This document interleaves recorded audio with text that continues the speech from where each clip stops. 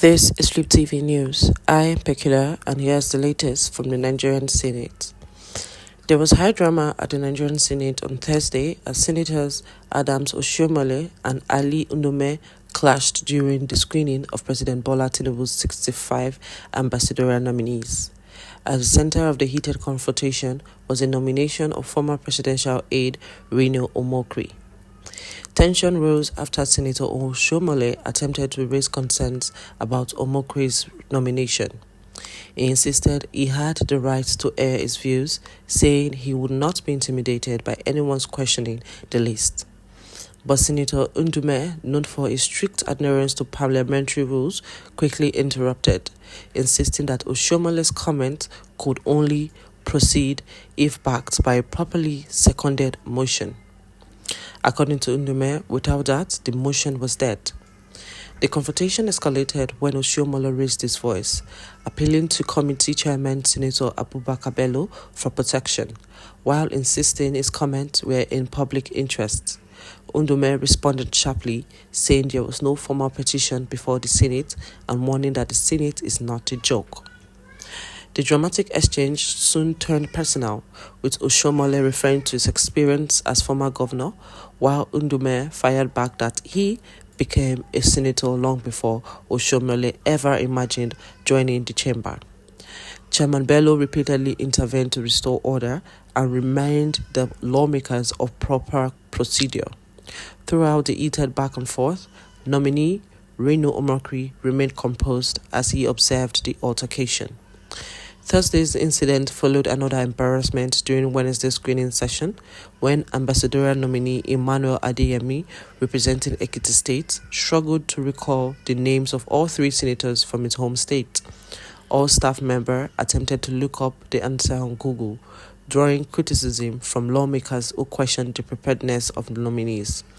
The ongoing screening exercise highlights the political tension, scrutiny, and pressure surrounding President Tinubu's diplomatic appointments.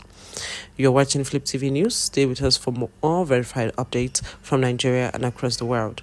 Don't forget to like, share, and subscribe. Before us, career ambassadors and ambassadors before, and also the last among the nominees, Reno, is somebody that I personally know for the past 25 years, and that for his character. Therefore, Mr. Chairman, I again want to move that these nominees take a bow and go. I so move. The power of example that he is a pragmatist. He is not detained by old feelings.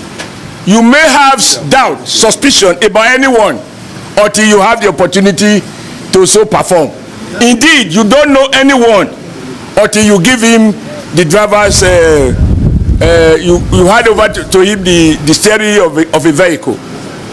This young man has shown that where he sees a compelling evidence in the interest of the Nigerian nation, he will not be ashamed to say that I was wrong in my assumption. From what I have seen, this man is working and he deserves the support of all those who want progressive governance. The second side of the argument is that we have a president. We have a president who has shown that by the power of example, the minimum requirement of leadership, and here I will proudly say I was a governor, which is a head of a subnational government. And so when I talk, those who are not be governors should listen. Governors come to Senate. You have to have Governors, you struggle to Your Excellency, you have to have that large hand. become a senator. You have to have, for me, President Bola Tinubu has showed a rare quality, that the fact that you criticize me during the election The fact that you abused me at what time was Senator Adams, you made your point very clear. There is a motion. Please, Senator Adams, you made your point clear. There is a motion in place. Any seconder? Okay. Come on, let me conclude. The president has showed large heart and deserves to be commended because he's now a president of all Nigerians. We commend Mr. President. We commend Mr. President. Joel,